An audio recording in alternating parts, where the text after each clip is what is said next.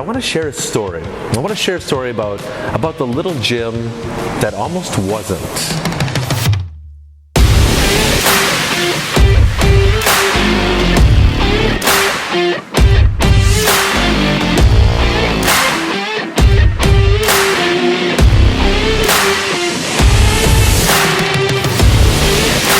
I pitched this idea to my new bride, and I said, I think I want to start a gym.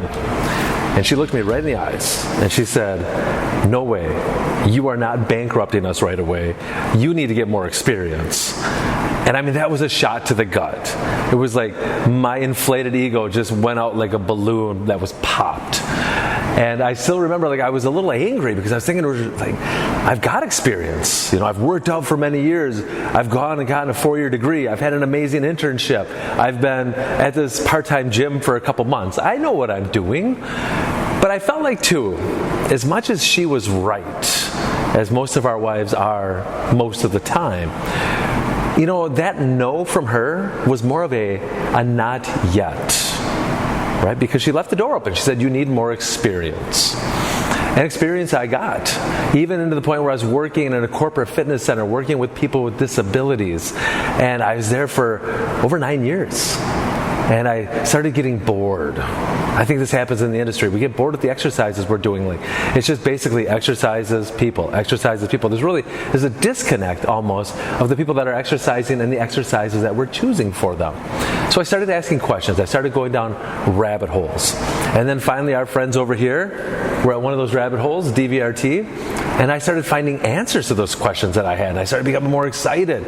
I got so excited I started incorporating some of these methodologies into the corporate center that I was working at. Well, I didn't last too long because I got the axe. I was fired, and that was devastating as well. However, I felt like that being fired was a door that kind of opened.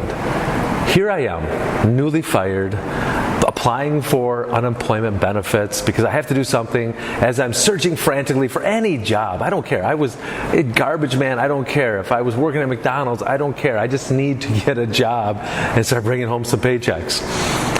Well, as I'm doing this, all of a sudden my wife kind of, nudges at me and says, I think maybe now's the time you think about opening that gym, because what you're doing is so unique. Like, you have a different niche than a lot of other gyms in the area.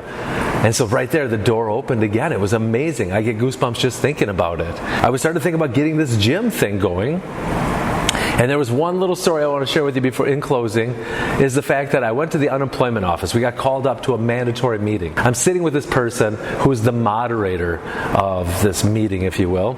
And she sat down right next to me and looked me in the eyes and was asking about if I had all the resources I needed. Did I know how to build a resume? Did I know how to make a cover letter? Am I familiar with online applications and all this? And yes, I've been doing all that like a good person, a good unemployed person. And then she's like, "Well, what's your strategy? How are you going to get back into the workforce?" And I gave her this look like an excited kid. And I said, "I'm going to start a gym. I'm going to open up a gym, and it's going to be great." In the face that she gave me, I still remember that look in her eyes. It was almost like a parent having to tell your child that there is no Santa Claus, that there is no Easter Bunny, that there is no Tooth Fairy.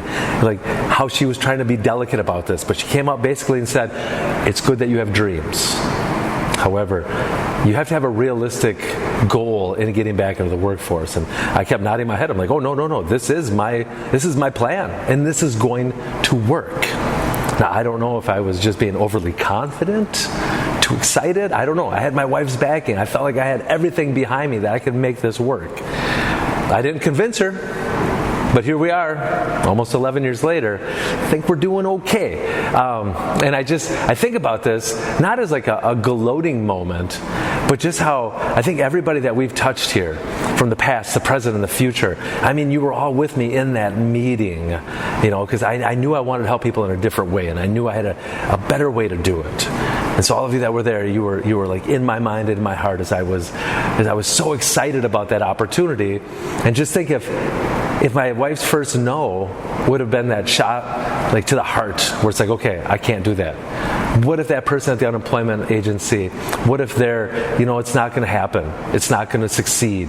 You're going to fail. You're going to stay unemployed. Now, she didn't say that, but it kind of came that way. What if that discouraged me? It's almost like It's a Wonderful Life. What if there was no fitness lying down?